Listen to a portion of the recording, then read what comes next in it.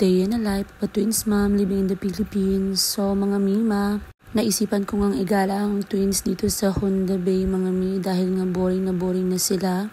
At ang video na ito ay kahapon pa. So late upload na lang tayo mga mami. Nakita nyo dito sa video kung gaano ka hyper yung anakis ko mga mi at tuwang-tuwa talaga sila. Dahil nga sa nakakita sila ng tubig. Alam mo naman yung mga anak ko pag nakakita ng tubig ay grabe talaga. Siyempre, pati ako nag-enjoy din dito kasi napaka-peaceful dito mga mi. Minsan talaga kung medyo mabigat na yung pakiramdam natin sa bahay, kailangan natin gumala or lumabas ng ganito kahit kasama yung mga anak natin.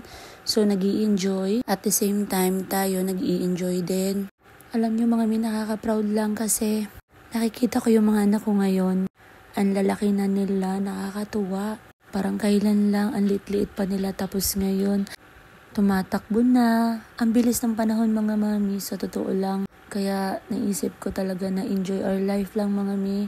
Hindi tayo pwedeng ma-stress. Thankful ako kay God kasi binigyan niya ako ng mga malulusog na anak. At syempre napaka-cute. Thank you Lord kasi binigyan mo ako ng ganito kaganda at kagagwapong mga anak. Kumukumpleto ng buhay ko. Alam niyo mga mi, ang ganda tumambay dito kasi talagang enjoy na enjoy kayo dito. Low budget lang ito dito mga mi. Free lang yung entrance fee.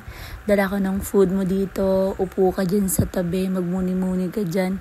The same time, nakaka-refresh ng mind. At ganun din ang iyong mga anak. Yung gala na ganito mga mi kasama ng mga anakis mo, sobrang worth it talaga.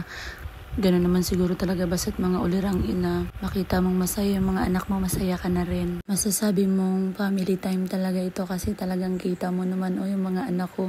Hirap na hirap si tito nila hahabol sa kanila pero grabe talaga yung enjoyment nila. Sobrang iingay nila mga mi, nakakatuwa.